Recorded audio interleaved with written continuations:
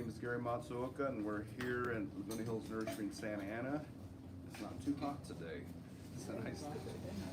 So today's class is going to be on planting your backyard orchard. I should have not said backyard because certainly there's a lot of gorgeous fruit trees that are good for front yards too. So it's wherever you can put them. I think from this point on, with the problem we're having with water, is that if you've got to water something, it better be something productive rather than, you know, this requirement for ornamentals in your gardens. Like, what? That's not very water wise to do just ornamentals. Make sure they're edibles at the same time. So hopefully from now on the homeowners associations will get it and allow for front yard and backyard gardens. So on planting the orchard, we're not going to go in too deep into each variety.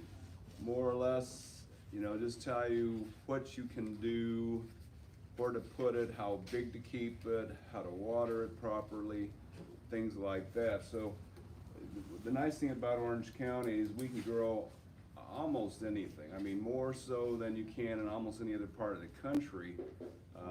We have a kind of a, what do you call, marginal climate. We're not quite tropical, we're not quite temperate, we're in between.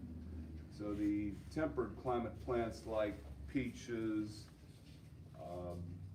apples, grapes, blueberries come from areas of the world that have definite winters. And some of these actually require a winter to perform. And then there are plants that come from the tropics, mangoes, bananas, macadamias, dragon fruit, where they don't really want the winter. If our winter's too extreme, then they have trouble. And there are plants, the plants that are easiest to grow are plants that come from the subtropical areas of the world, which we are considered as subtropical.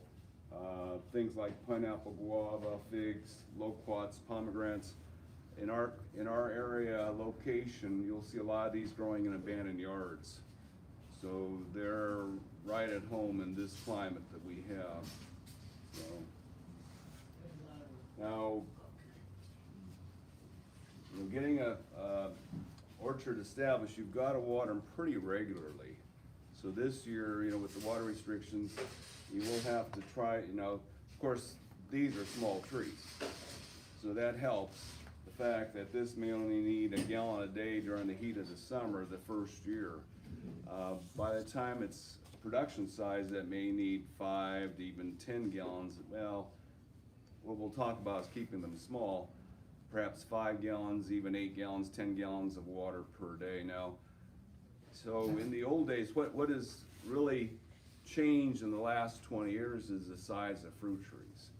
So in the old days, they always promoted growing fruit trees 15 by 15 foot because that's kind of their natural size. So most fruit trees, you know, close to 20 foot is their natural size.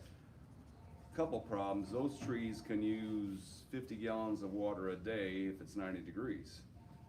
Plus, the other problem with them is that they can produce 400, 500 pieces of fruit on each tree.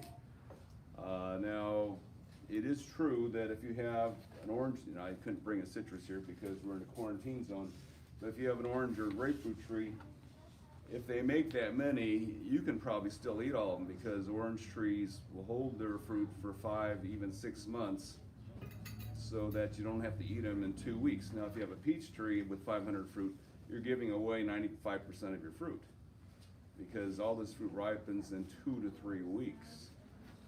And you just no way you're going to eat 50 a day in order to consume the fruit on that tree.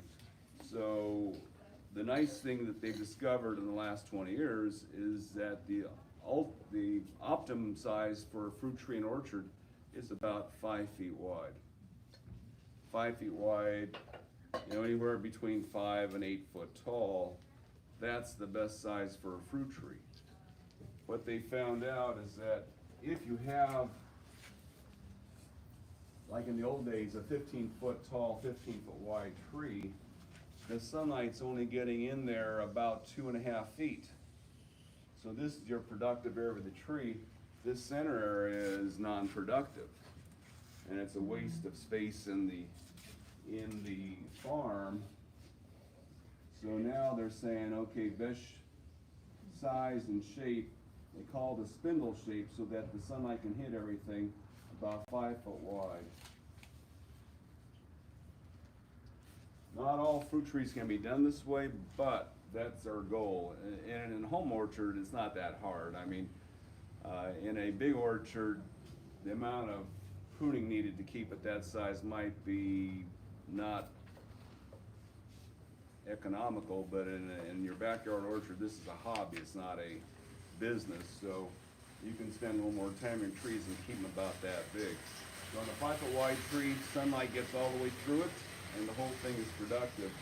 The other thing that they've discovered about fruit trees is that the branching, it's better to have a single center trunk because anything going upright doesn't produce fruit. So the fewer trunks you have, the better. And then the side branches should be fairly horizontal. They might be perfect, but fairly horizontal. And those are your production branches, the ones going horizontally. So that's the ideal. I mean, not all fruit trees you can do this with, and some you don't have to, but that's pretty much the ideal way to do a fruit tree. And even right now, they're doing research right in Irvine at the field station. They are taking avocado trees and espalieing them on wires. So quite a few crops are done that way besides grapes. We do apples. Apples are commonly espaliered on wires. And now they're trying the same thing with avocado trees. This is a tiny avocado tree we have in stock at the moment. And the reason for those two especially is because their fruit is quite large. And the problem we have with large fruited fruit is that it tends to weigh the branch down. So if you have a fruit on, if you have this branch coming out at 90 degrees horizontally and suddenly have a fruit that weighs a pound or more on it, then this branch tends to go like this. And it won't produce next year because this is not getting enough light anymore. So if they can hold the branch out horizontally so it stays in the light even with the fruit on there, then that's the better thing for production. Same with avocados. Avocados, some of those are so big they just weigh those branches down. So that's the ideal now, is to have something about this size with horizontal branching. If the branches are weighed down too much, you can support them. It doesn't have to be wires. It could be just some series of stakes and cross beams to hold the branches up.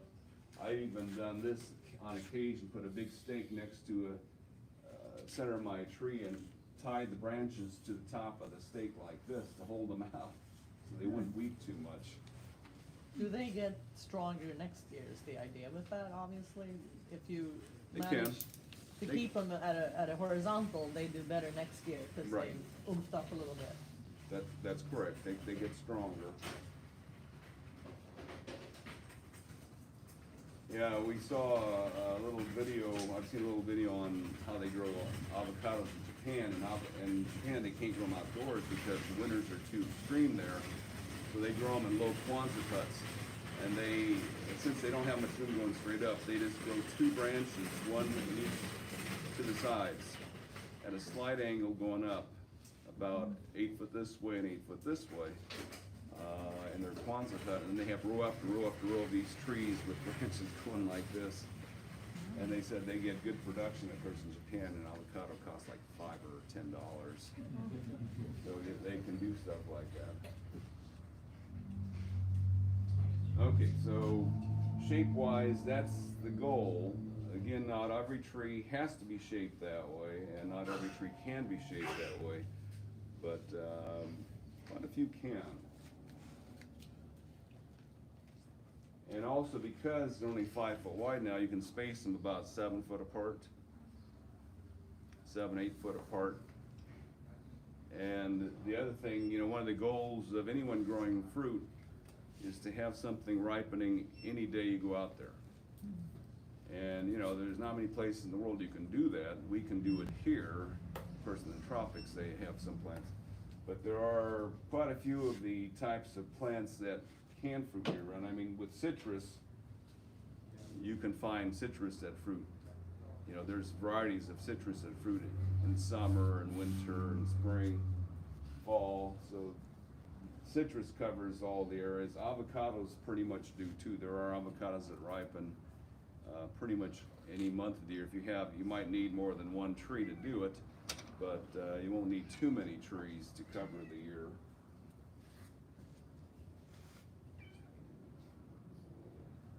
And among all the other fruit trees, there are certain varieties that we find that are more ever-bearing than others. So future classes will go over some of those too. So it's nice to have, you know, if you keep the tree smaller, you can fit in more trees. So in the size of one, you know, say 15-foot wide tree, you can now put 6 or even 8 or even 9 of the smaller trees and have that many more harvest periods.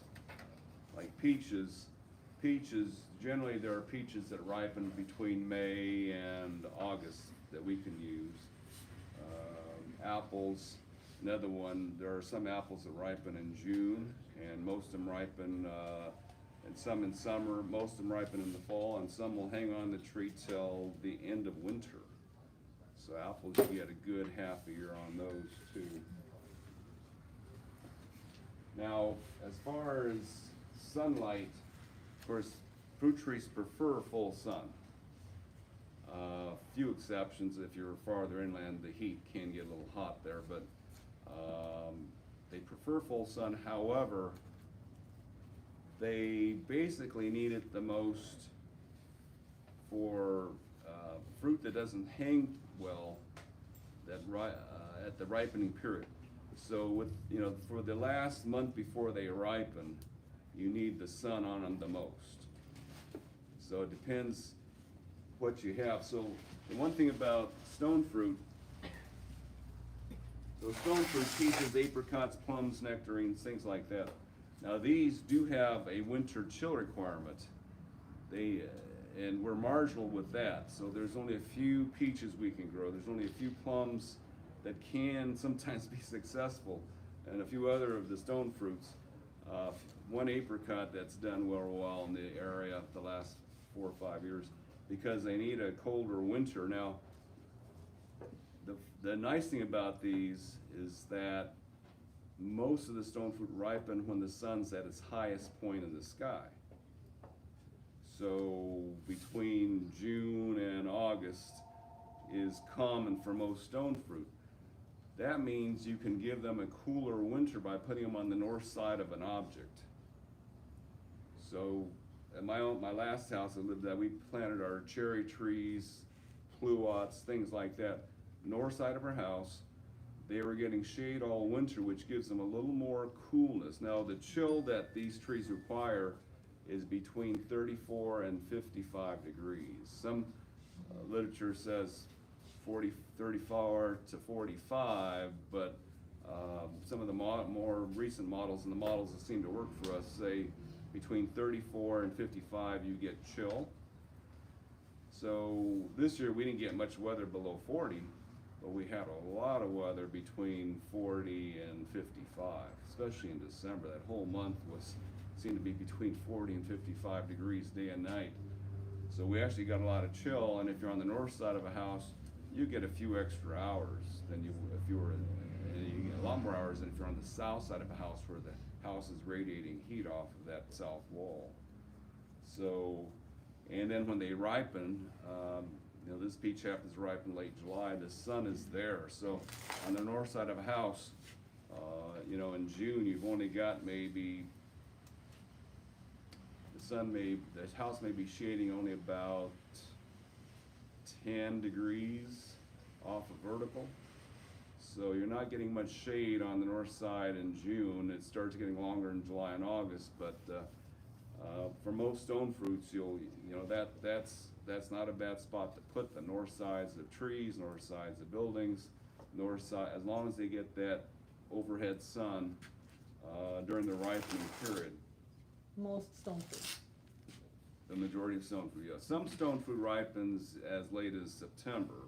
Then you have to watch it because the sun is right about like it is right now. It's about halfway up, so. The sun is needed on the leaves or on the fruit itself? The leaves make, yeah, so it might give the fruit a little better color, but taste-wise, you need that sugar that the leaves produce, to get it. Now, I've read some places where they try to expose the fruit to more light. Grape producers do that. Most other fruits, they try to hide it from the light so it doesn't sunburn. But some grape producers like the sun on the grapes, so there might be something going on with the grapes itself.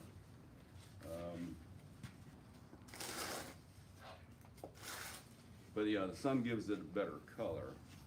Now, the other factor we have is the fruit that hangs on the longest doesn't require as much sunlight. So I've grown citrus on the north sides of my house. And even though they ripen in winter, the nice thing about citrus is the fruit can just hang. Like peaches, you've got about a 2 or 3 day window to pick it. If you don't pick it on time, it just falls off and splatters on the ground. It doesn't have good hang time. So the stone fruit, most of the stone, there's some stone fruit that are different, but most stone fruit don't have good hang time. And certainly the berries like blackberries, raspberries, boysenberries, very short time that they're actually good to eat.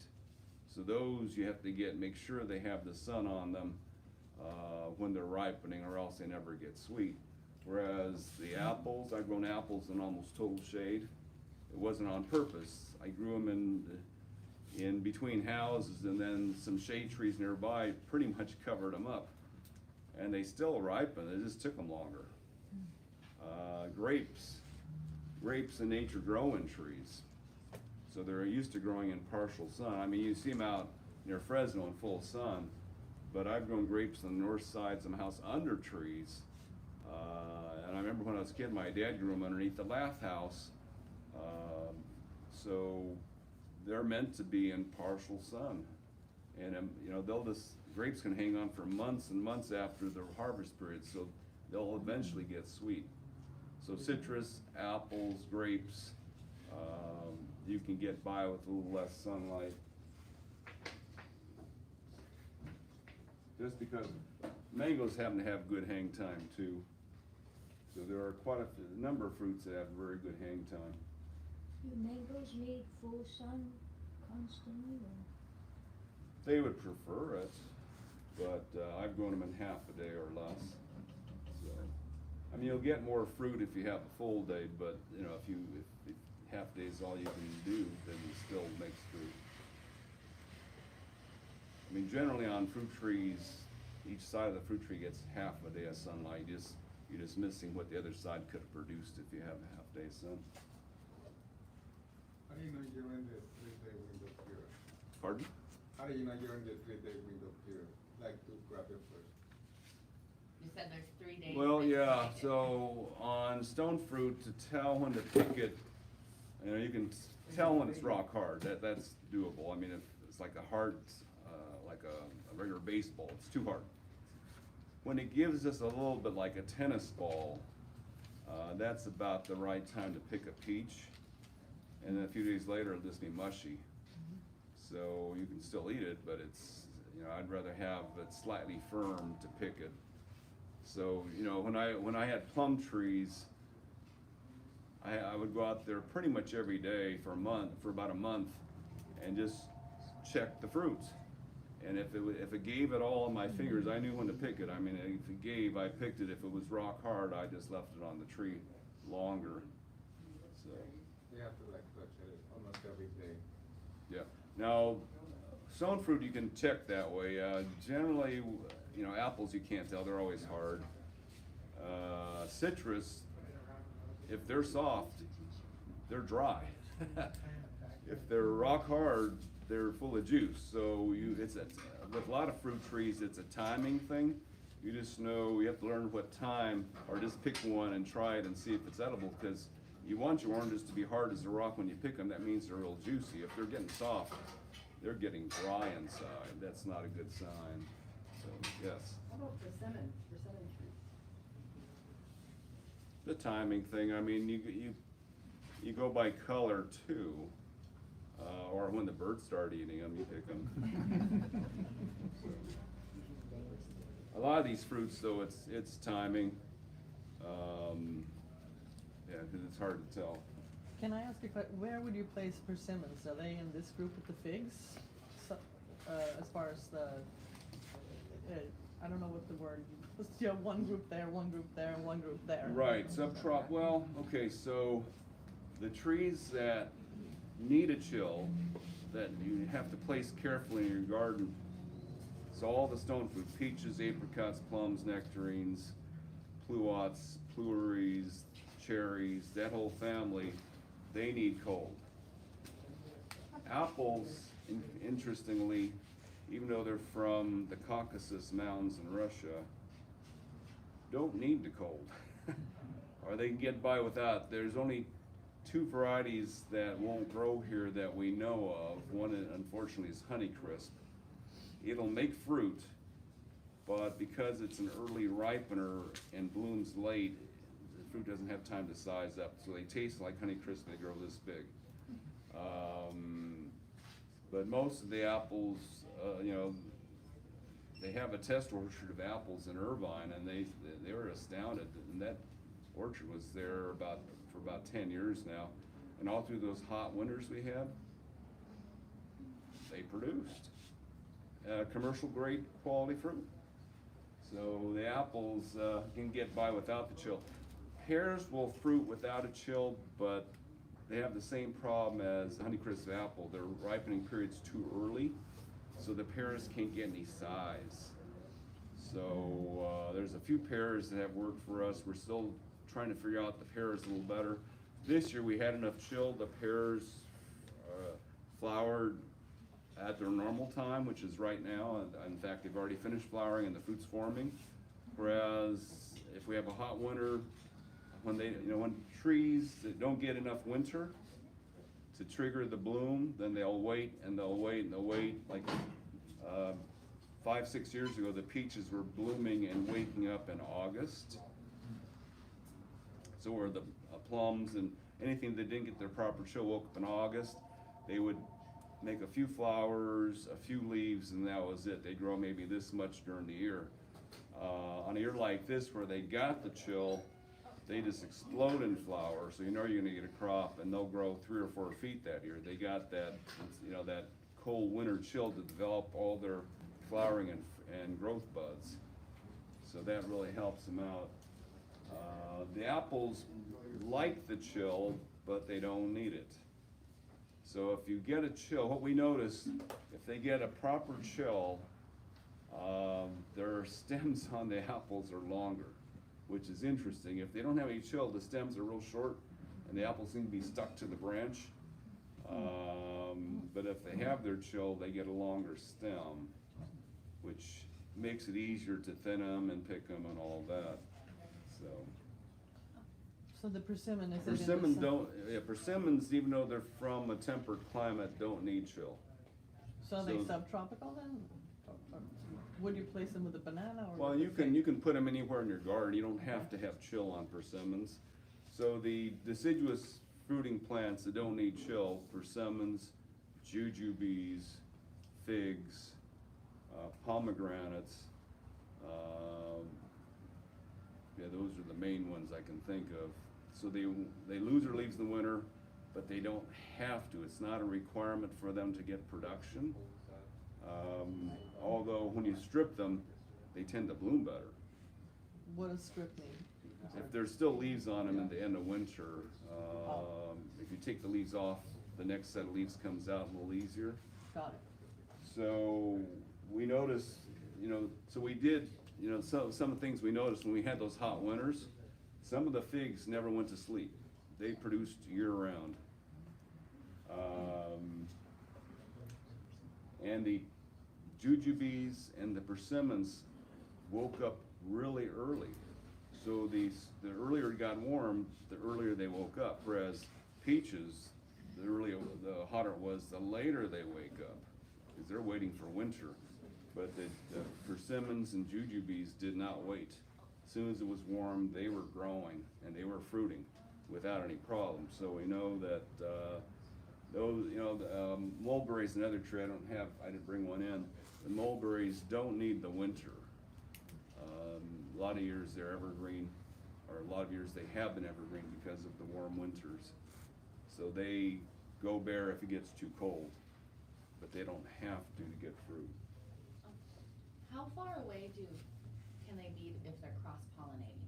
Like if you have the stone fruit, a lot of them do that. Yeah, for the things that need cross-pollination, it's gotta be really close.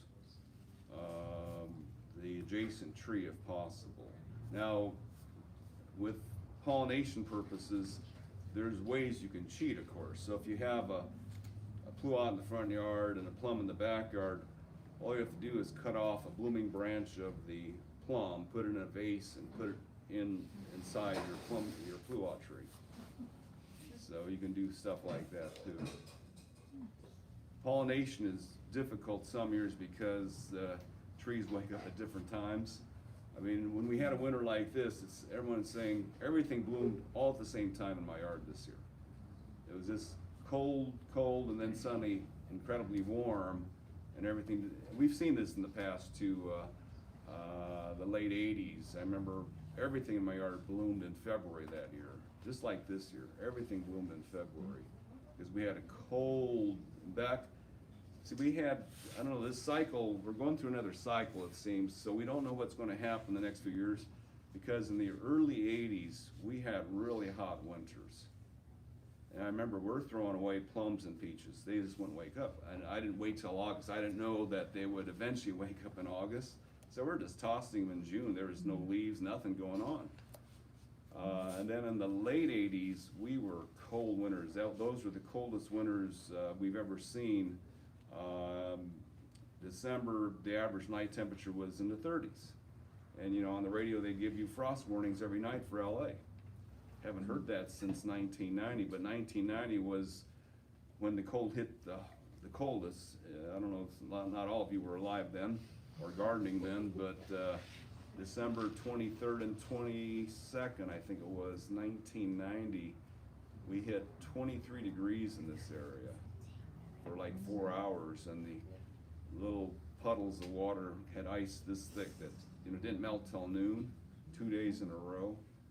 And that's the coldest, and from then on it's been getting gradually warmer, but now this winter was like the winters in the late 80s, and we'll see if this continues again. So we don't know. We don't know what's going to happen in the future, despite what global warming people tell us. We don't know. So anyway, okay, so as far as watering goes, now let's talk about soil first. So one of the things, soil, if you don't mess up your soil, almost any soil will work for any fruit tree. So sandy soil is the easiest to work with. Clay soil, more difficult, and some people seem to have slate in their yards where they need to have a jackhammer to cut into it. That can be a problem. But just clay soil is not bad. I mean, clay soil, it's interesting, 200 years ago or 150 years ago, clay soil was considered the rich farmland, and sandy soil was considered the poor farmland because it didn't hold any water. After the rain was over, around here, we didn't have irrigation 150 years ago. You couldn't grow anything in the sandy soil. It was just too dry. So they farmed in Los Alamitos, Fountain Valley, where it's just clay. Because that stuff stayed wet till summer. So that was the rich soil. Now we're having all kinds of problem with clay because of one issue: compost and clay don't mix well. So unfortunately, the nurseries, well, the quote academia of horticulture unfortunately have promoted mixing compost into any bad soil you have to make it better, which is about the worst thing you do in clay. I mean, in sandy soil it's not bad, but in clay soil, you put compost in there, everything rots. And the second problem we have is that the nurseries have been told by the universities, or they've been teaching the nursery propagators to grow everything in compost, not dirt. So you put compost in clay, the plant rots away and you got problems, and they'll tell you you're overwatering. On farms, there's no such thing as overwatering. There's such thing as adequate watering. If you overwater plant, especially in California with our dry climate, nothing happens. It's fine. You wasted your water, but you didn't hurt the plant. I mean, when they had that, what was it, 2018, when we had the first wet year after the five-year drought, they told the farmers in the Central Valley, in the orchards, especially in the orchards, turn on your water, don't turn it off. We need to replenish the groundwater in the Central Valley. And so the farmers knew it wasn't gonna hurt their trees. Just turned the water on and just kept it going.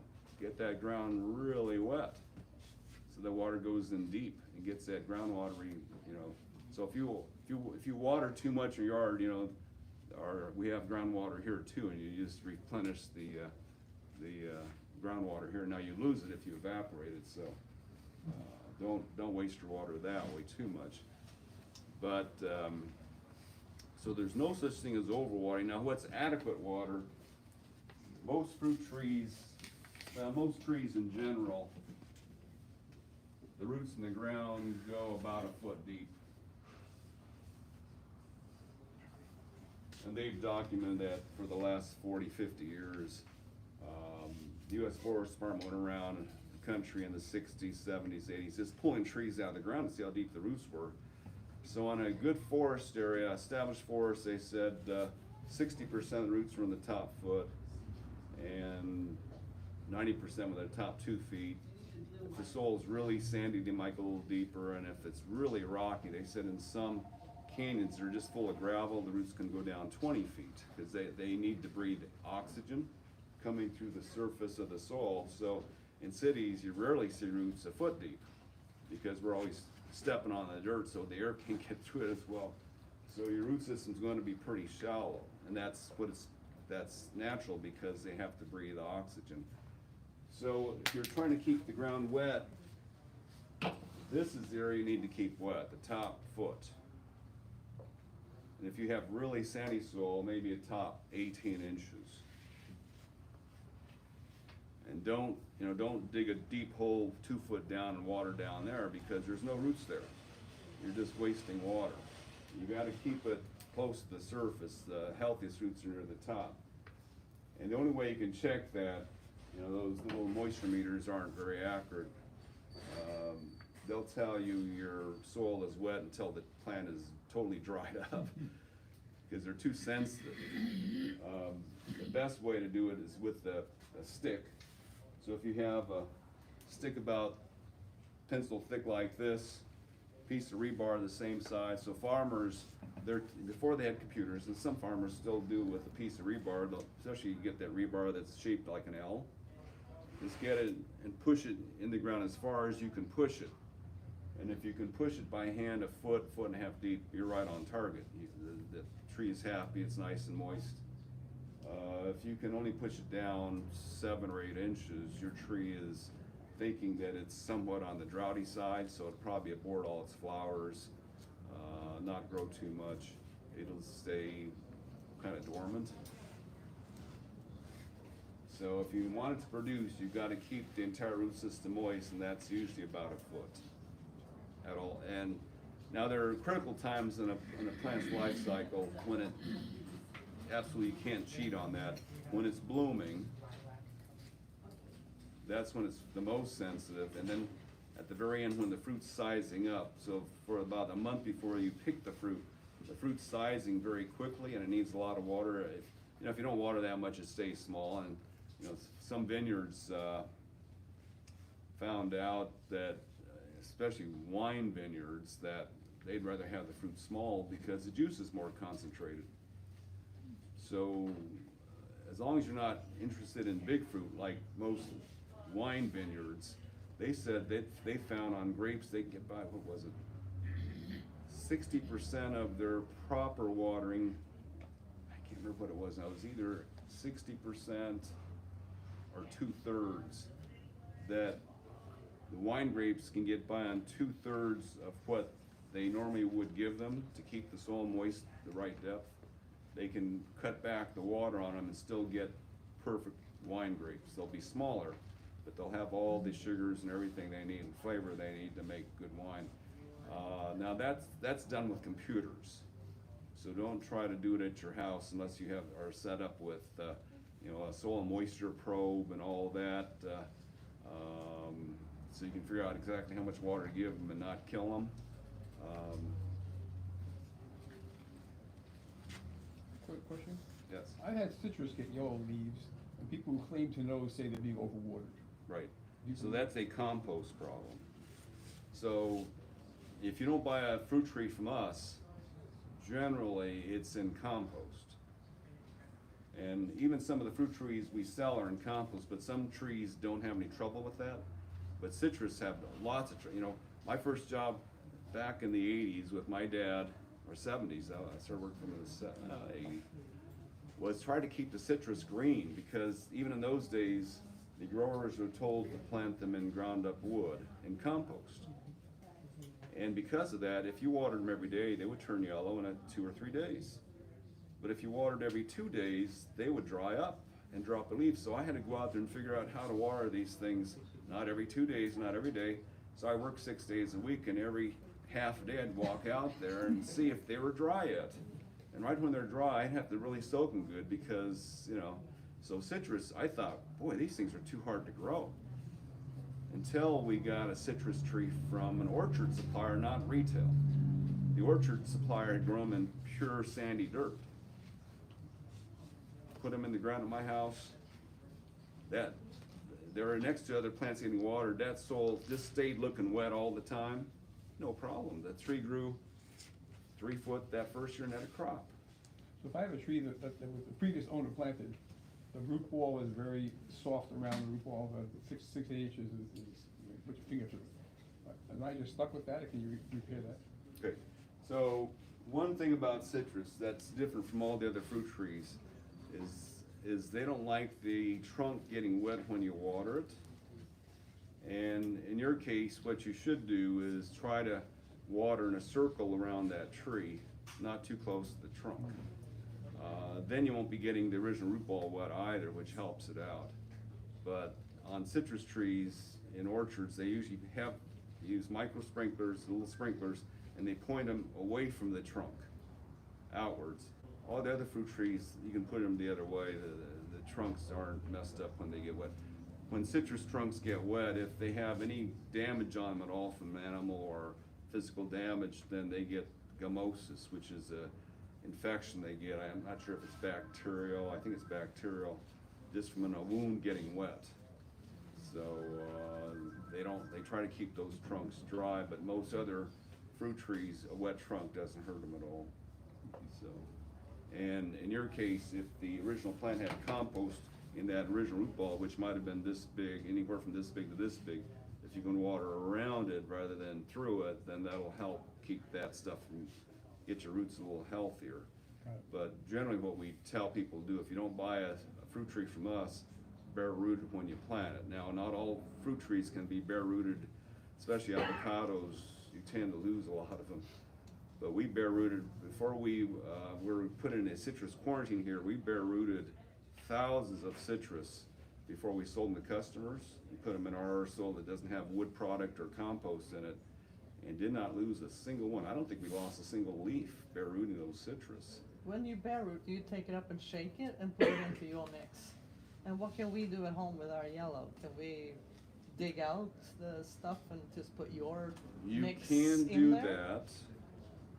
So that was actually a couple weeks ago class, but Oh, what sorry. I've done is going with the hand trowel, you know, especially if it's recently planted with the last year or so, go in with a hand trowel on one side, try not to cut too many of the surface roots off, and then go up underneath it and pull out a lot of that compost, and just put either real dirt in, you know, it doesn't have to be our soil, just real dirt or sand or our potting soil in there to replace it. I've done that on quite a few trees after we learned what was going on. We did that on quite a few mango trees. See, mangoes, if you buy them from Florida, they can't send Florida dirt to California, so they pack it in either coconut chips or pine bark. So it's not good in the long run, but short term it works. But if you get that off and replace it, that helps them out. Yes. When you're planting something in heavy clay soil, are there anything you can put in to make it looser, or you just put it in the clay soil? Well, again, there's nothing wrong with clay. Clay breathes more slowly, so the roots will stay closer to the surface. The only time a plant reacts badly is if it's in compost, or if you put compost around it. That's when all the oxygen is depleted from the compost. You know, compost is still decomposing until it's gone. So even though it's at a fairly slow rate, it's still decomposing, and eventually those roots just suffocate to death. We found all this out because I didn't know this 30 years ago. I had a house, we brought in all this soil from a soil supplier in the area, because we didn't know what we should put in our raised beds, and they told us, oh, this topsoil that we created, that's 60% sandy loam and 40% compost, manure and local trees chopped up. You know, they had ground up the compost so fine you couldn't even see the compost. It just looked like brown soil. So I planted all my plants in there not knowing that half would rot out within the next 6 months. And it took me a couple years to figure this out. We're going, okay, last house, I didn't have any problem growing fruit trees. And suddenly here, everything's rotting and falling over. Well, it was the compost in that soil. After 6 months or a year, is that compost gone? It's still there, huh? 10 years later, you can still see the difference between, so we started replacing, you know, within 5 years, we were replacing, I had 170 cubic yards of this stuff, so it took me 10 years to replace it. And some plants did fine in them. The apples don't need much oxygen in the roots. Pears don't, so they were fine. Grapes apparently didn't either, so that side of my house, those were fine. They did fine in that. Roses were fine in it. But some plants need more oxygen. So the plants that need the most oxygen in the roots, avocados, persimmons, cherries, those are probably the top 3. Jujubes definitely need oxygen too. My banana rotted and fell out, so I know bananas need some oxygen in the root zone too.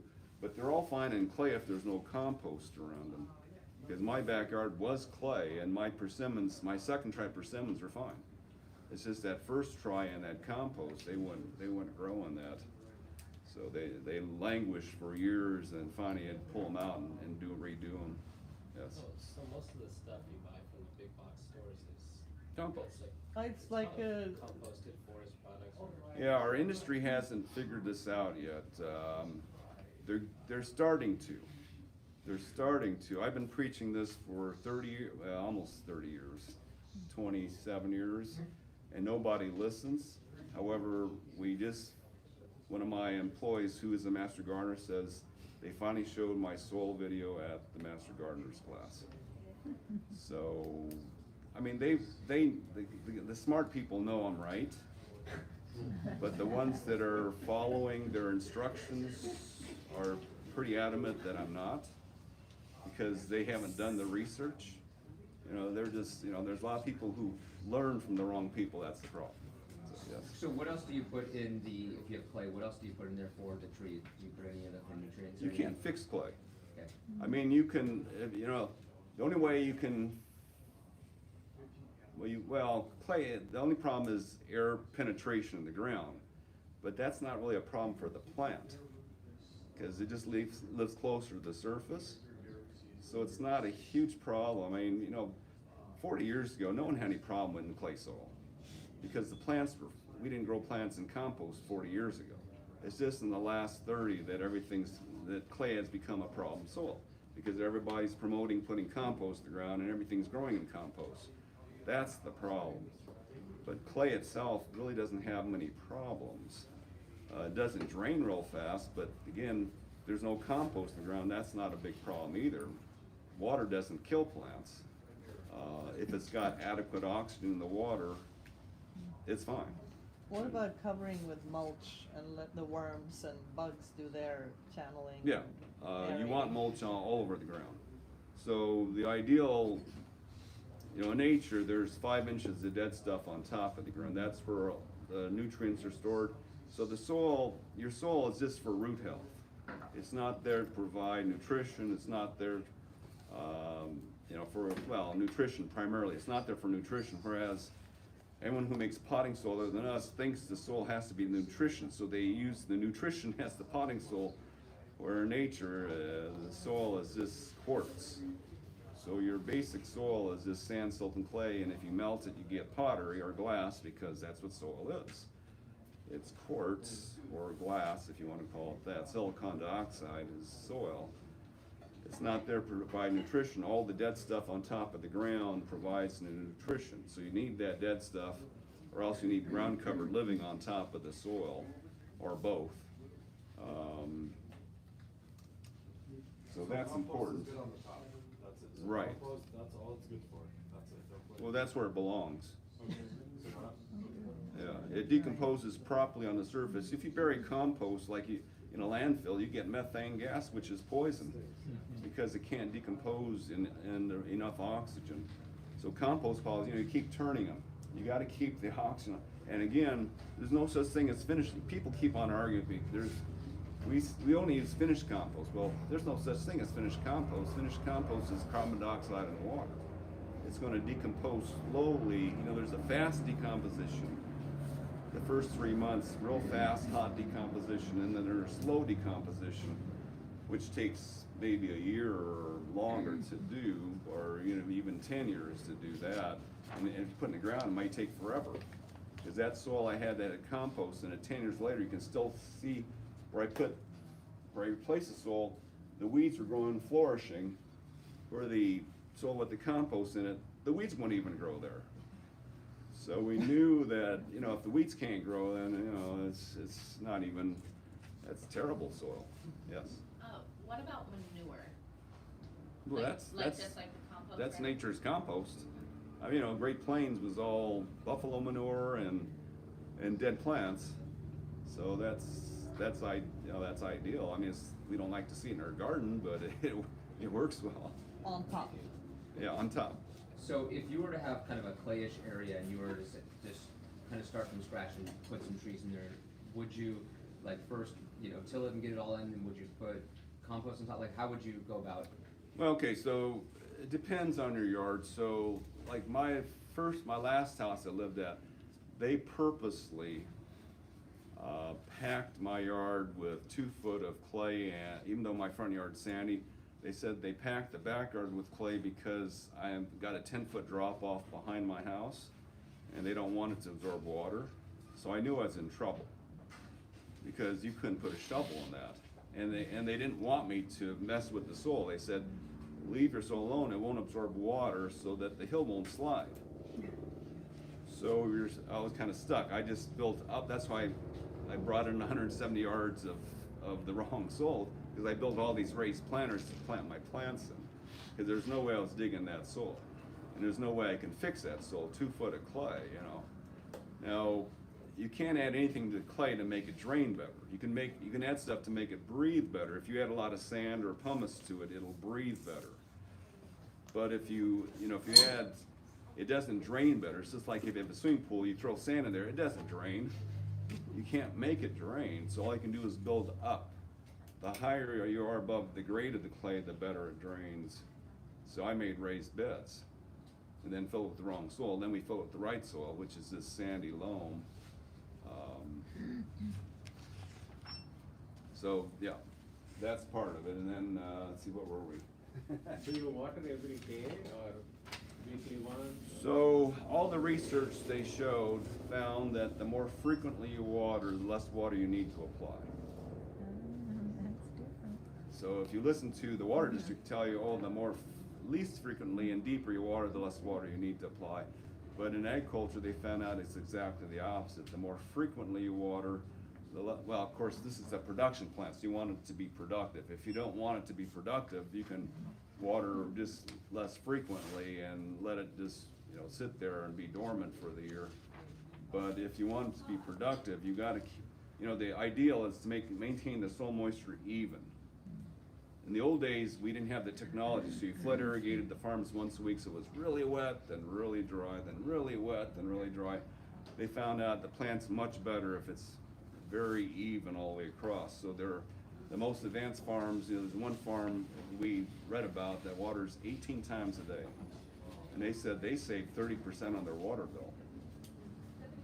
By just, they have computers set up and moisture meters set up.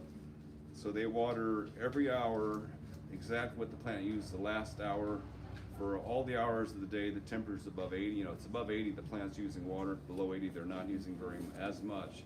So they want to just calculate exactly what water that plant used and compensate for it for that hour.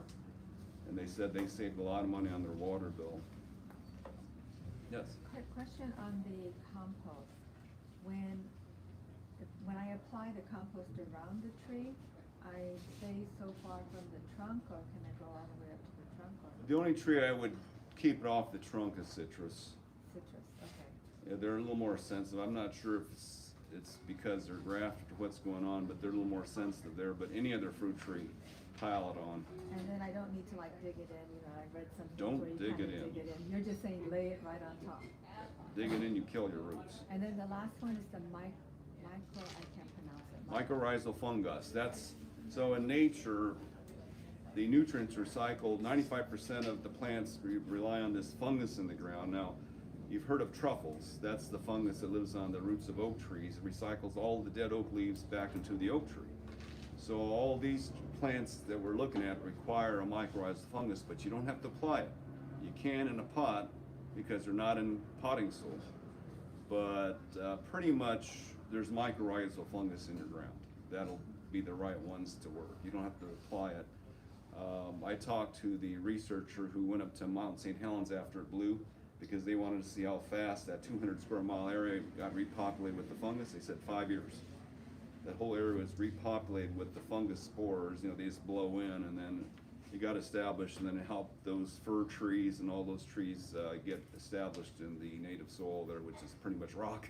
Well, I had read that if you're repotting your tree or whatever, that you don't have to buy that you can just get some dirt from your True. ground and mix it in, and that kind of will. That's probably true. What they found out, so they found out that the U.S. Forest Department, I don't know who found this out, they said 80% of what they thought were the tree's roots weren't really the tree's roots. They were the fungus strands going through the soil. So, Somebody taught me that you can take a sock, a cotton sock, and fill it with rice and tie it and put it down in the ground and keep it there for 6 months to a year. And then when you lift it up, the fungi is in the rice, and you could move that sock to between trees that are new to the environment. It made a lot of sense, and that was at the botanical, Los Angeles Botanical Gardens. yeah, there's very few situations where the fungus isn't already there. Right, but I guess that this would be like a fungi pill going in the Right, ground. right. Doesn't hurt anything, but yeah. Right. Yes. About the watering, is it I have micro sprays going. I don't run them for an hour, I run them for a few minutes, or is it a drip line going around the tree ring? What is the best way to irrigate? There's no best way. All the drip system items, the problem with them is they're all kind of fragile. If you have dog pets or kids or even a heavy foot, you can totally mess up your systems just by walking through them. So that's the problem. An orchard setup, there's no one there. So they're pretty safe. But I find in my own yard, if the wife is putting flowers in the ground, she can totally cut through those lines. Or, my cats would sometimes eat the lines when they're on, You know, it's fragile. That's the one problem with drip systems versus regular sprinklers. And again, the only fruit tree that would prefer drip over a sprinkler, or at least a focus sprinkler, would be citrus. They're the ones that have to have their trunks stay dry. Everything else doesn't care if it's wet or not. And if you have a lot of fruit trees real close together, then it doesn't matter, you know, you can just use general sprinklers for that, and you won't be wasting water. Especially if you have a good mulch layer on top of the ground, that'll keep evaporation from happening. So, And when the mulch gets sprayed, how much water goes through I have like the thick redwood mulch. How much it water pretty much goes through. It goes through? Yeah. You don't have to worry about that. I mean, the mulch is always gonna keep some moisture in it, so the first watering you might have to do a little more. But then from that point on, you wet the mulch, some of the water in the mulch goes down the ground too, so there's no net loss after the first after the first watering. And what they found too, if you're anywhere near the ocean or near a humid area, the mulch at night actually condenses water out of the air, if it's deep enough. Like a sponge a little bit. Yeah, anything that's cool at night will condense water out of the air. And some orchards up north documented that. We listened to a article or documentary by this farm up in Washington. They said, we had always had to water our orchards every summer, but we walked into the forest next to us in the morning, and you know, it's green in there, and in the morning it is just wet, soggy wet, because they have that much leaf mulch on the ground. So they put that in their orchard, and they said they haven't had to water since the 1980s, they said. So lots of mulch on the ground. They kept their mulch 1.5 foot deep. Now I've read some farms said they put 6 foot. Now I don't know if that's maintaining 6 foot or just 6 foot of mulch during the year they added to their thing and it kept decomposing down on, I don't know. I kept reading that in the magazine article and said 6 feet. They went back and read it again, 6 foot. I go, that can't be right. But it could be the volume they're putting on per year, because mulch does degrade pretty fast if you don't keep adding it. But yeah, lots of mulch on the ground, conserves water, prevents weeds, keeps your soil alive better. You don't have to fertilize as much. You know, all the plants would like their dead leaves to be underneath them because they're recycling their own nutrients that way. If you give them to the trash, then you got to fertilize again. If you just leave them there, you may not have to fertilize once your tree's to a production size. So, yes. So if you have a fruit tree that doesn't require 2 hours, the leaves look great, but you're not getting any fruit, is that often you need more water? Could be a pollination thing, could be an age thing. When plants are grafted, like this apple tree is grafted, it fruits right away. Because when you graft a tree, you're taking an old branch from an old tree and then using that to make your new tree. So the plant thinks it's old even though it's basically 2 years, this is 2 years old, but the branch or the genetics of this tree is actually probably 30, 40 years old. So it fruits right away. But if you grow something from seed, like this loquat, it's macadamia nut, you grow a lot of things from seed. Sometimes it takes them 10 years to mature, and sometimes they have to grow first to get mature. Like if you grow an avocado pit, a lot of times they got to grow 10 feet before they start production. And then, you know, this overwhelms your yard at that point. Whereas if you get a grafted avocado, this is grafted where the blue tape is, we get things like this with little flower buds on them. They're trying to produce even when they're like 6 months old or 4 months old, because that's an old branch that's been grafted to this seedling. So yeah. I do have an avocado I got from the previous owner. It's been there 3.5 years. And I think got 2 mini avocados that the squirrels ate. Is it possible that it was grown from a seed and it just needs more time? Yeah, but it's also, it's possible, was it blooming well? I don't, it has, cause their flowers are mostly green, right? Yeah. I see some green flowers, but it doesn't ever come to anything. Well, yeah, normally if an avocado's in bloom, you get flower clusters about this big. Yeah, I see a couple flower clusters, but not Okay. like a ton. Then you need the bees. More bees. Or a paintbrush. Bees paintbrush, spray them with honey, because the bees don't like avocado flowers very much, so So spray 'em with honey, okay. it's 1/4 honey, 3/4 water. That was Because the, the avocado is not mature enough yet, that it hasn't get there yet, we like to start producing actually avocados, like. Or if we see the flowers, it's ready to produce. yeah, if it's blooming, it wants to produce. It wants to produce. But like, when I'm growing avocados from seed, the first year or two they bloom, they don't fruit. They don't have enough energy stored yet. But as they age and get older and older, they start fruiting better and better. Just like people, I mean, And that sounds very soil as well.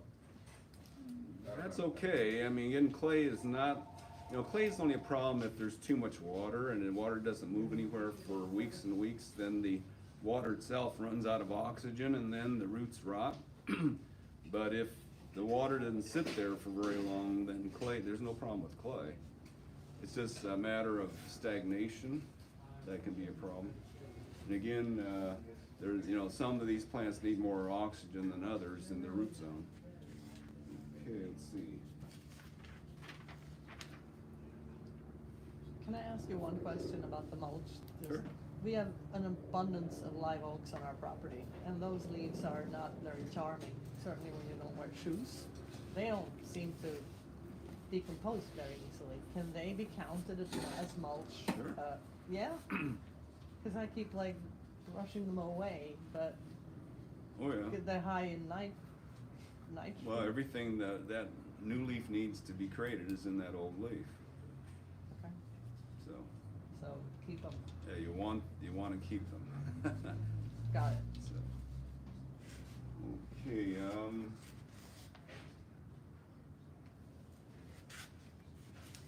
so, actually a few last notes here. So most of these keep them as about a 5-foot bush tree or bush shape. There's a few things, of course, grapes are vines, so you can grow them on a fence, or grow them on a patio roof, or grow them in a tree. You can even grow these in an ornamental tree. And then you have dragon fruit, which is a climbing cactus. Now just, if you haven't eaten them before, if you go to a store and you buy a dragon fruit and it's white flesh, they're not all that great. But if you buy one and it's red flesh or pink flesh inside, those are good. Those are better than any watermelon you can eat. So dragon fruit has turned into, or maybe our second favorite fruit after mango now. But dragon fruit are just climbing cacti, and you can grow them on a stake, strong stake, because they get real heavy. Or put them on a block wall or any fence and they'll cling to it. They have these little roots that are clinging roots. So they'll climb a surface, they'll climb your house as high as you want them to if you want them to. And then they'll flower and fruit up there. They need at least, say, a half a day of sun. More sun is better around here. And if you go out another 10 miles inland, part sun underneath the tree is better around Are they here. thirsty? Well, the soil has to be moist. They're from the tropics, but they don't use that much water. So you don't have to water them very much, but you've got to keep the soil moist looking. Now, one big issue we have with orchards, if you have any big ornamental trees within 100 feet, they can be stealing your water. So, like if you have a 100-foot eucalyptus 2 doors down, those roots can be 400 feet long. So they can be, tapping your water. I mean, you can grow plants together, like you can grow fruit trees and vegetables next to each other, but the fruit trees will have, will be stealing the water from the vegetables. That's the problem. But any bigger tree nearby can be stealing water from your house. So I asked the guys who have those, a friend of mine had an orchard, but they had these 100-foot eucalyptus trees. I said, well, don't those mess up your orchard? He says, yeah, they do. So what they do is every 5 years, they run a trencher between the windbreak trees in the orchard. So it cuts off all the roots. A 2-foot deep trench cuts off all the roots of these windbreak trees to keep them out, so they have to regrow. They'll grow back again, but that gets them out of the orchard for a while. But only 2 feet, even such large trees. Yeah, roots don't go deeper than a foot and a half. Wow. So, I mean, you see pictures of trees blown over, it's just, Right. not much of the ground comes up. Right. So, yeah, so there is a water problem when you have competition. That's why, once you have your fruit trees, it's harder to grow vegetables between them unless you water enough for the vegetables and the fruit trees. But even then, some vegetables do not like root competition at all. So vegetables, raised beds, put a root barrier underneath them, or elevated beds, keep them out of the ground, or in containers in general. So all these fruit trees you can grow in containers if they're big enough, and you keep them well watered. The trick with, the disadvantage containers, the advantage is they're isolated. Water, they're more dependent on daily irrigation than the ones in the ground. So if you have a drip system with timers, no problem. But if you don't, then it's a hassle to go out there and water them every day during the summer. Yes? Exactly what I was going to ask. It was about containers.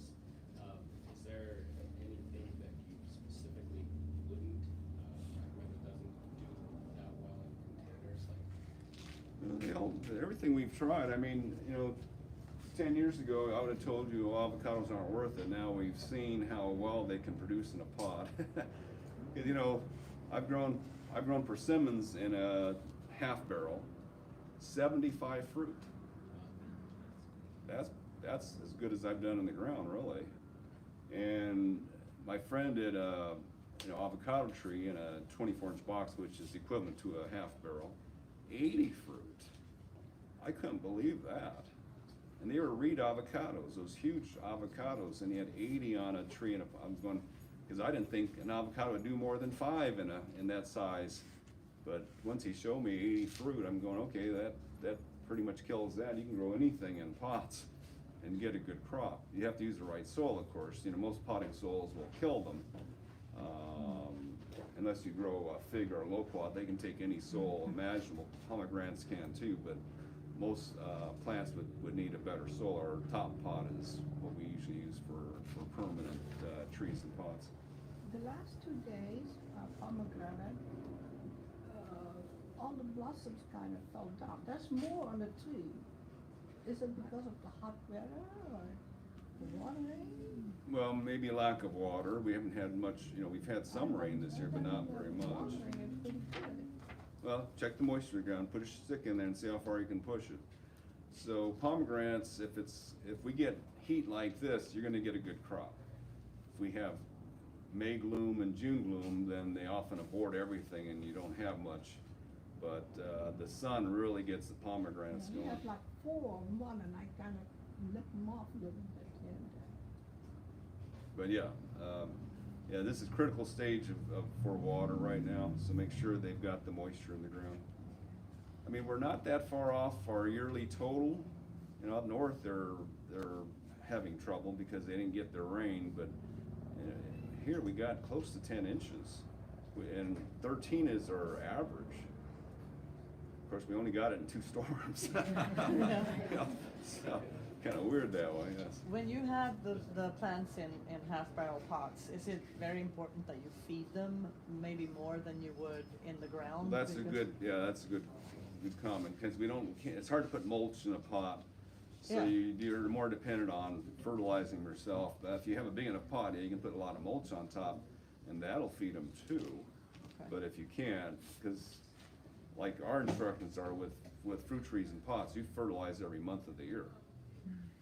Because it just runs out the bottom too fast. But not in ground necessarily.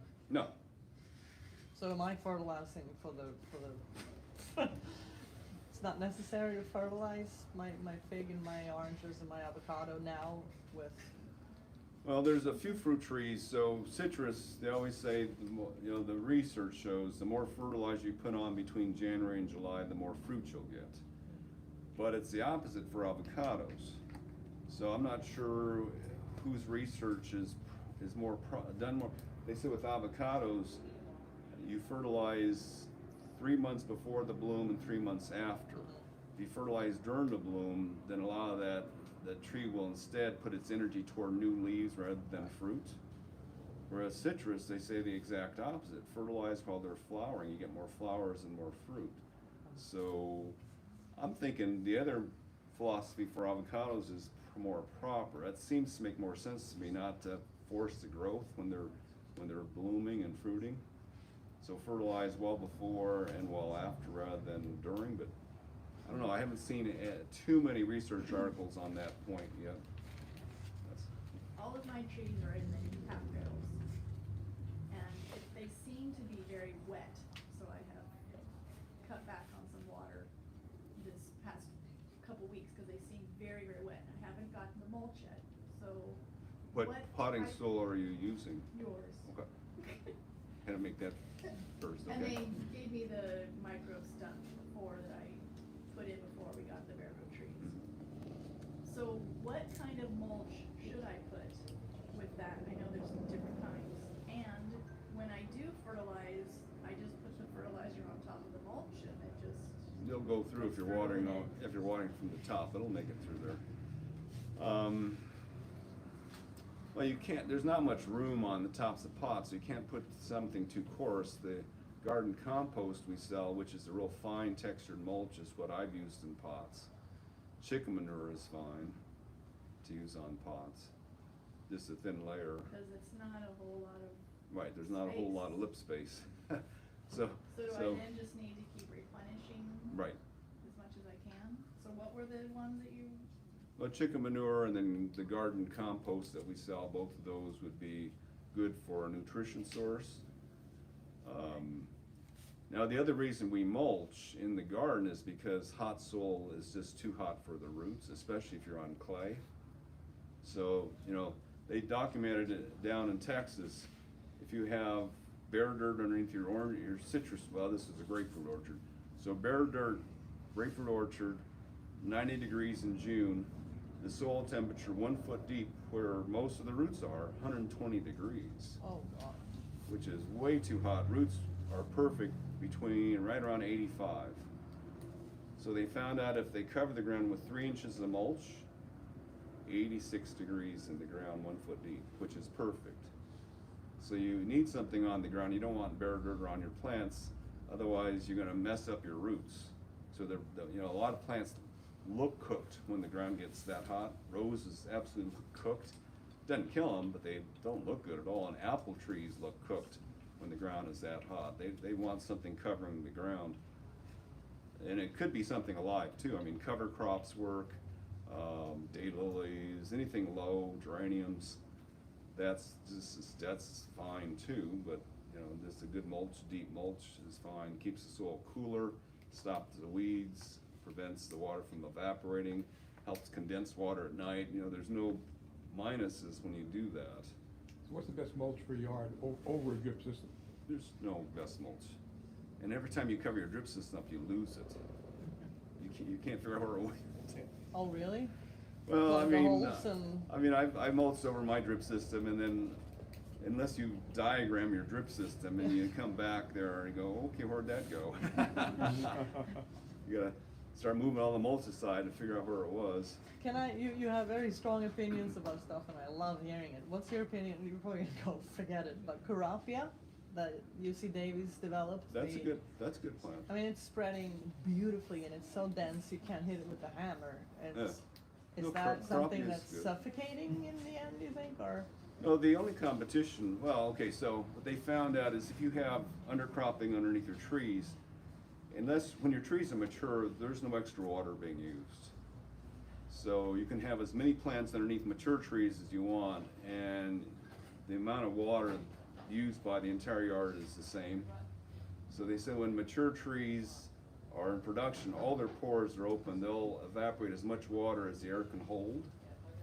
But if you've got cover crops underneath them and they're evaporating water, then the trees don't have to. So it's either one or the other evaporates that same amount of water. Okay. So it's not that big a deal. Now, one interesting note, with the increase in carbon dioxide, we got triple what we had 40 years ago. Plants don't need to keep their pores open as long during the day. So they say they can get by with less water now than they could 40 years ago because their carbon dioxide levels are so high now. They only open their pores to let the carbon dioxide in, and then they're losing the water at the same time. And they said because they don't have to open their pores so long now to get the carbon dioxide in, they aren't using as much water. So that's the other side to carbon dioxide increase.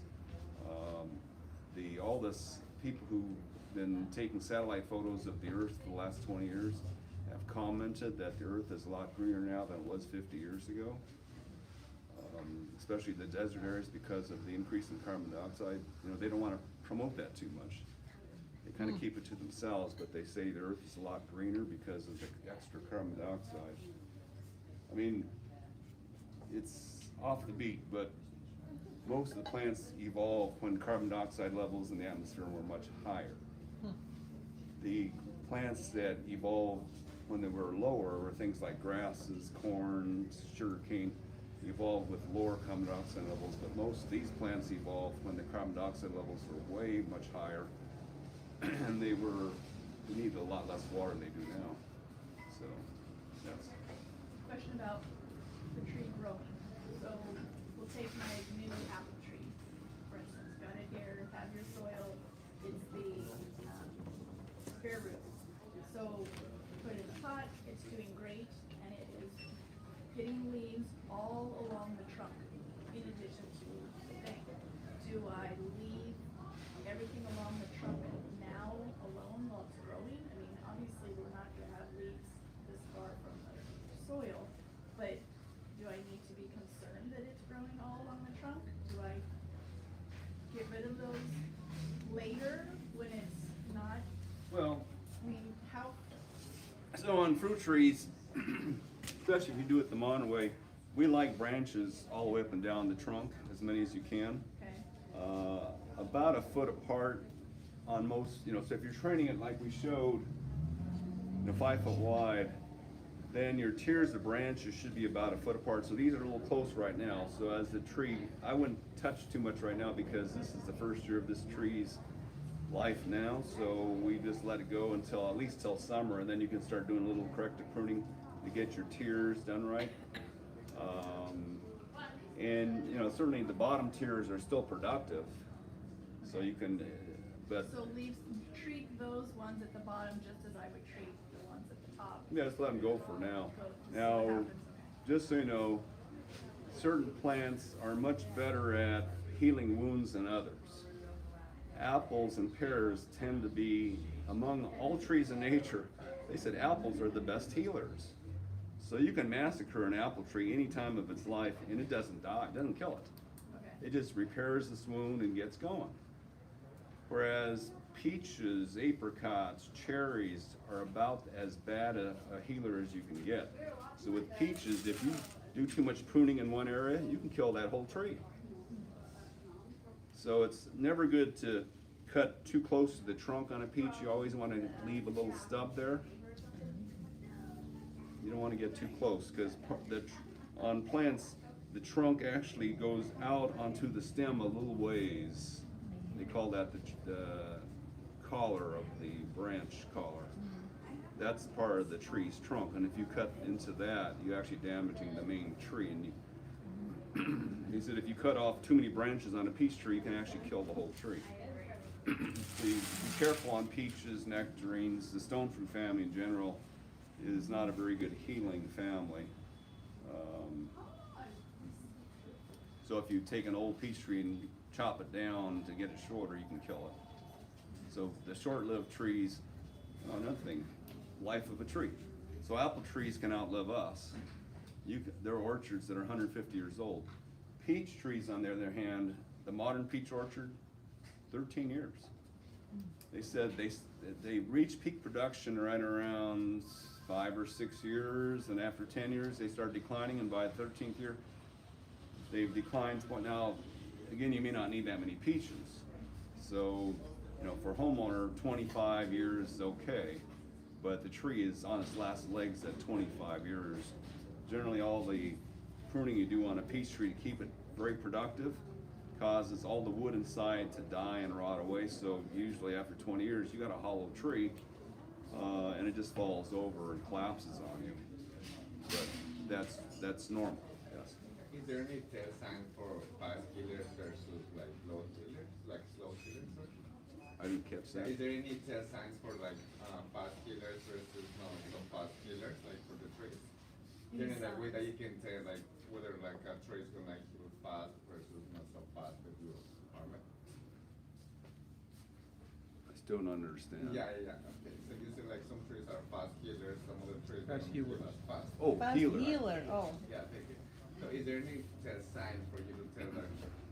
No, the ag department and the forest department did all that research. Found out what they did is they damaged trees with chainsaws. Then after a year, pulled them out of the ground and dissected them to see how they were healing themselves. So that all took laboratory work to figure that out.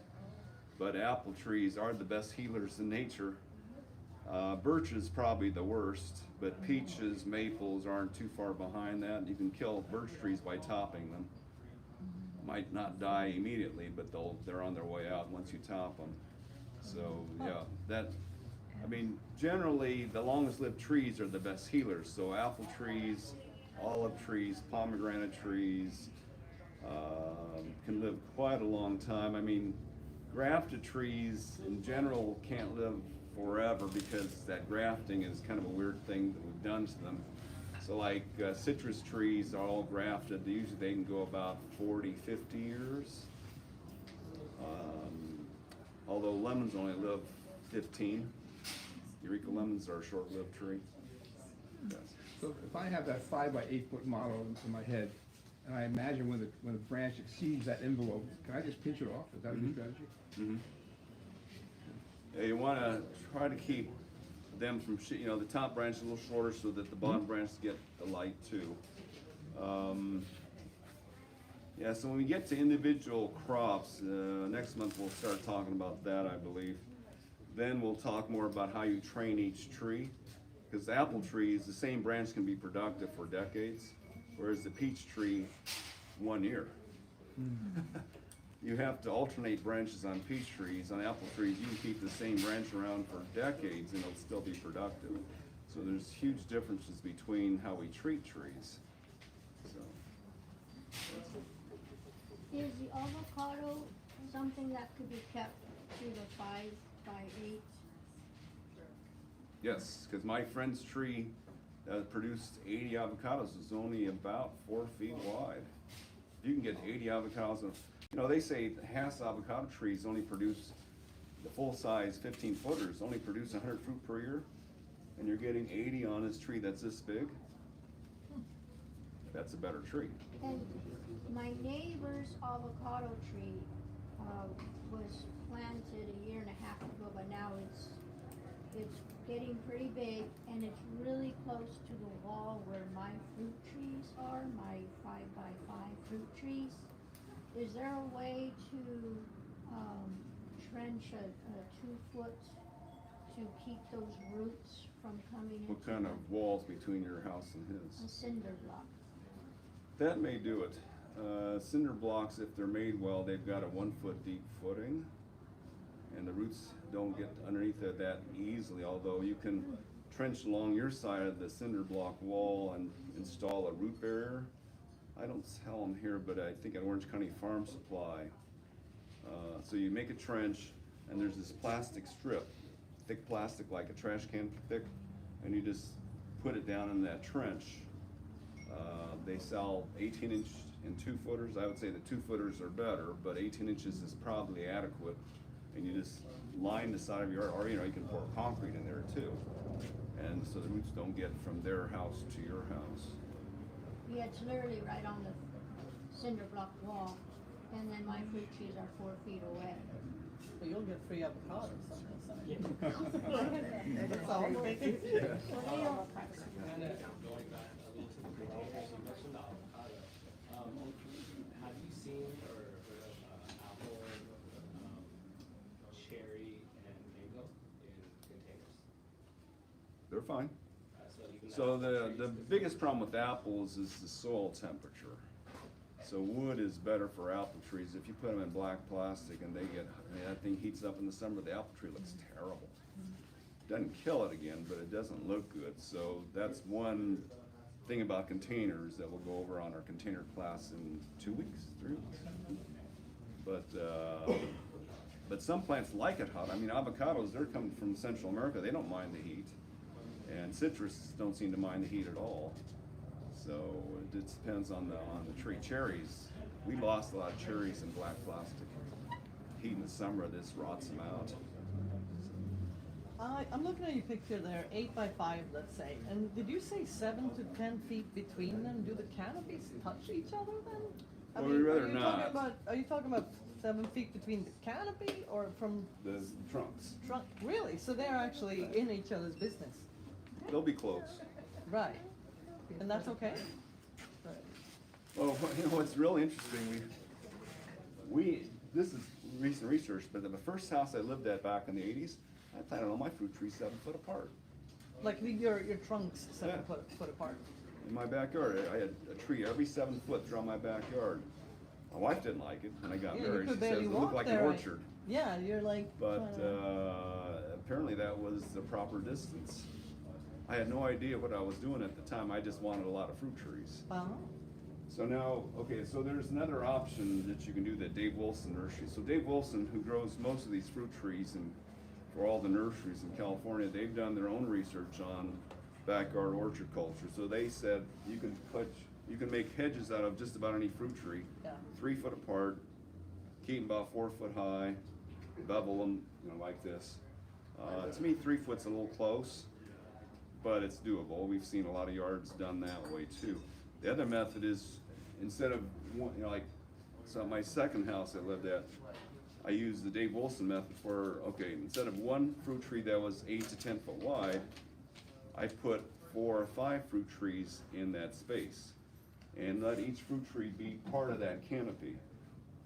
Yes, you had one tree with 4 trunks. Yeah, so this fruit tree here had this part of the canopy, and this fruit tree over here had this part of the canopy. So it was one tree, it looked like one tree, but there was 4 different, or even 5 different fruit. So I had a peach nectarine group. So it looked like one big peach tree, but there was a nectarine and 4 peaches in that group. And an apple sticking out.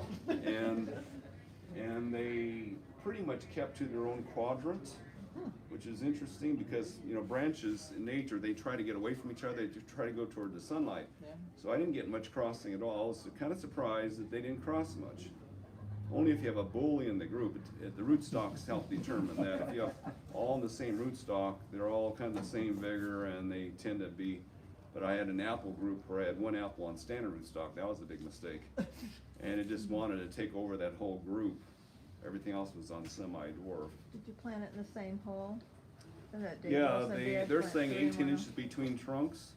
I did my first one 6 inches apart. The problem with 6 inches was there were 2, what happened was they started doing this as the fruit weighed them down. So I just tied them together and they're fine. And that's the same thing as having one tree with more than one trunk. You can have, in the old days, peach trees, they wanted to develop 16 trunks, essentially 16 verticals. But then they found out, well, it takes 5 years to do that, and that's half the tree's production life, so don't do it anymore. Just do 1 or 2 trunks. Yes. To that topic, Mom's pomegranate tree at the bottom has I don't know, 15 or 10 things coming out of the ground.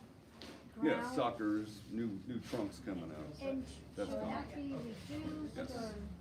Yeah, so on pomegranates, and the same thing with olive trees, they tend to sucker. Well, they're not suckers really. They're because they're grown from cuttings. So it's the right tree, but they make too many trunks. And they found out if you make more than, say, 8 trunks, those branches aren't very productive. All these little trunks don't ever get the strength that one single trunk does. So they said most pomegranate orchards work with between 1 and 8. 8's the maximum they'll go. A lot of them work with 1 trunk because that trunk will then have more strength to make more fruit. And you don't want that many verticals because all the verticals are messing up your sunlight to the rest of the tree.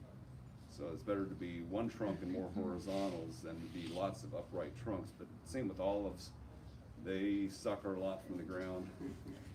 So.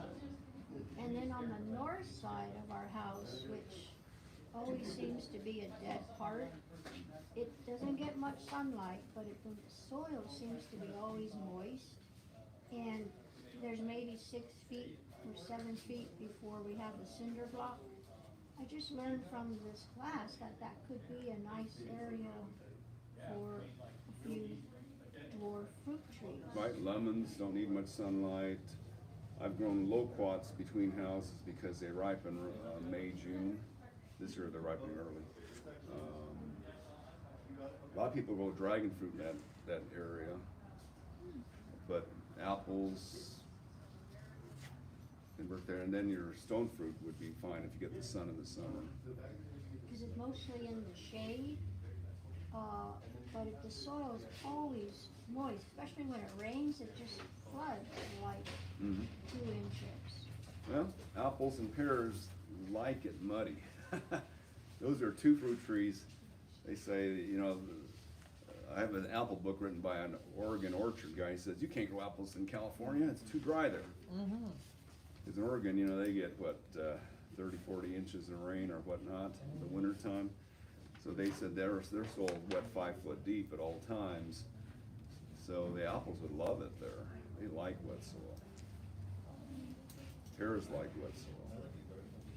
Could you conceivably, if you had the right soil, the right pot, keep something like a citrus or the avocado in a pot for how long? I mean, Well, 10 years is about 10. the length of time you expect a good potted plant to survive without redoing the soil. So my dad was a bonsai artist.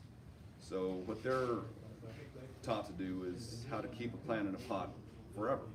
Well, their minimum is every 10 years you pull the plant out, take half the dirt off, put new soil on it, put it back in the same pot, trim it so there's no shock involved, and go another 10 years.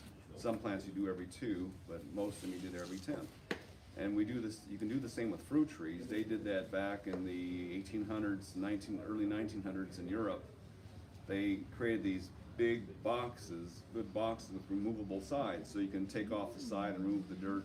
Now, I've got one fruit tree in the same pot now full with sand since 1995. How many years is that? 20, still going okay.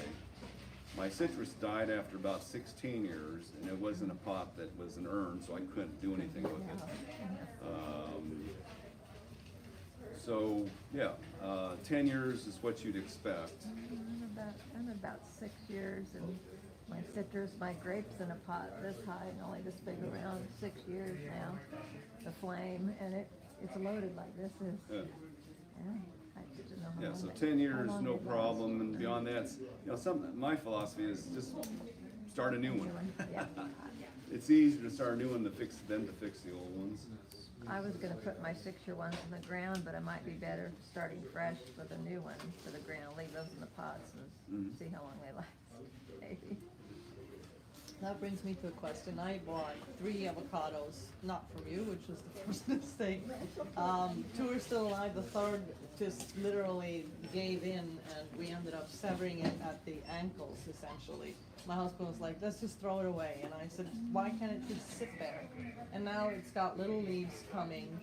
Should I just throw it away? I mean, it's 3 years old at this point, and it's this high. Yeah, Is I that would throw it just, away. you would, okay. Because you saw our 2-year-old avocados out there? No, I didn't go out yet. Yeah, they're all fruiting. Right, so it's just wasting our water? Yeah, waste of Sitting in- time. I mean, it's a waste of your life. Okay. Because I've done that with a lot of avocado over the years. Before we found Brocar, our current supplier, I would grow an avocado for at least 4 or 5 years and it'd never do anything.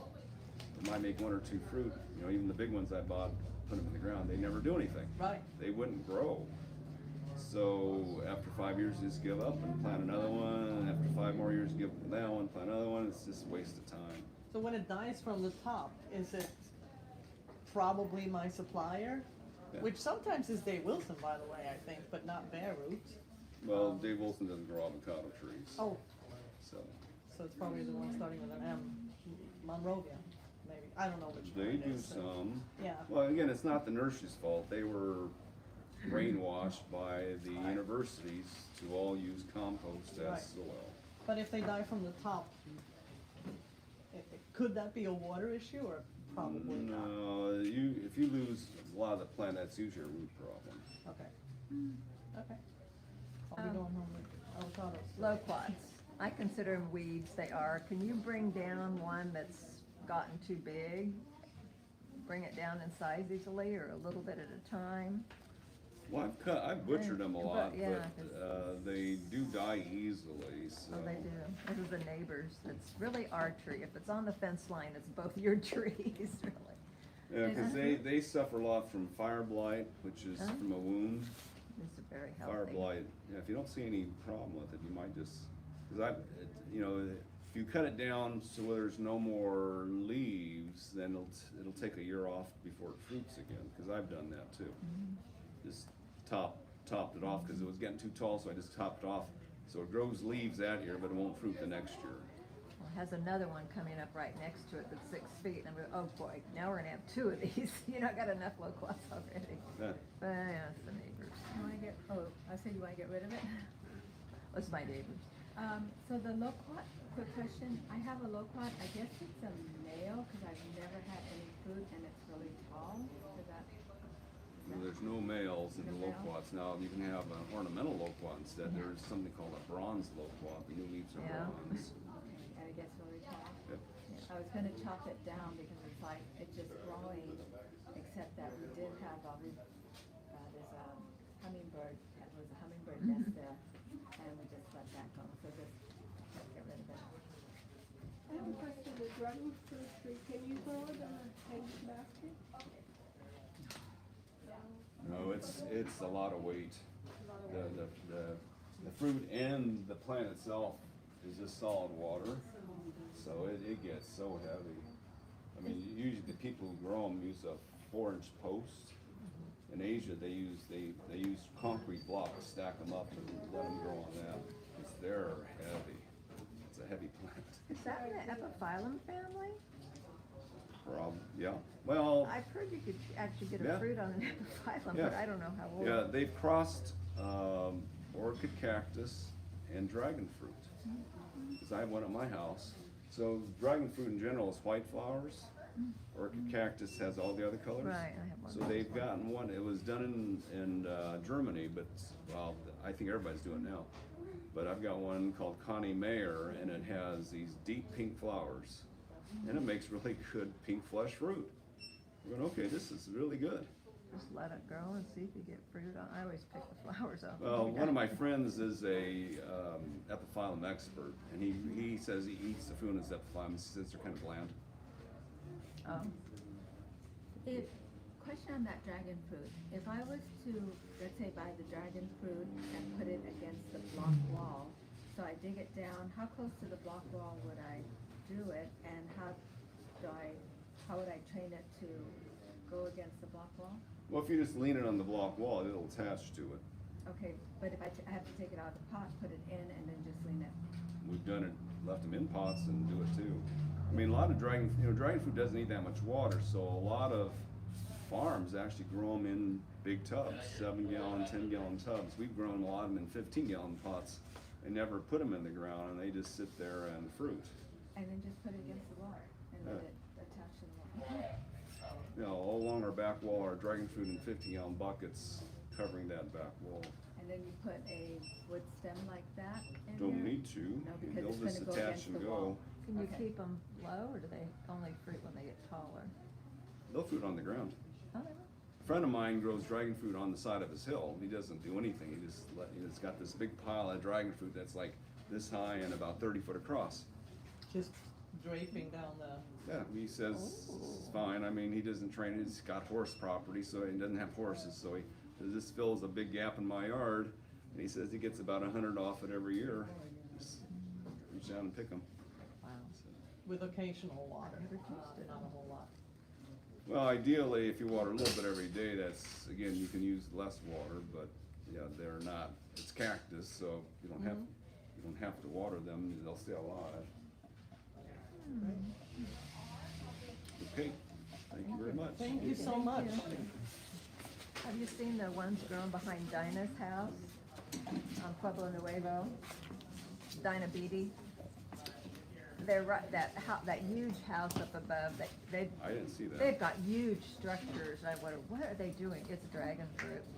They have a huge canopy of pandery or something, but the dragon fruit, we didn't know what all these posts were. And all of a sudden, it's covered.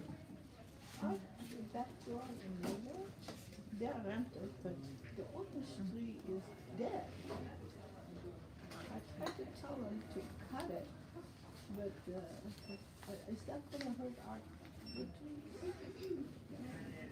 Not really. I mean, the bad thing it would be is that as it decays, sometimes you get wood-boring beetles in it to eat up the dead wood. And those might come over if your trees are under drought stress and start eating your trees too. But usually the bark beetles just go after dead trees.